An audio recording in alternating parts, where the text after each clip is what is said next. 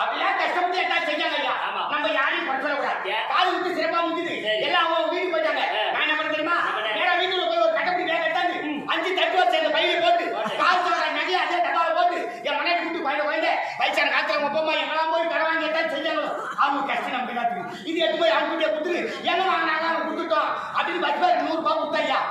உடனே என் மண்டாச்சி என்ன பார்த்து ஓடி அழ ஆரம்பிச்சிட்டான்.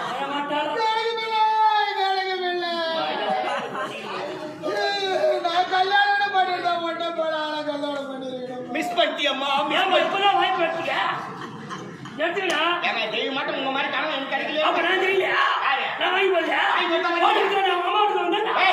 வாங்கி போட்டா வரலையா? ஏண்டா அப்ப வாங்கி கொடுத்து ஆம்பளை யார் சபா செய்யுது? ஒரு அடி வச்சா உடனே உட்கார்ந்து தெரிந்து கொண்டு வரா. ஏன்டா? ஏன்டா? கால் சரணை வச்சா நீ மட்டும் கேட்ச் அடிச்சா. அவர் செஞ்சு அடிக்கடா. இல்ல. கால் சரணை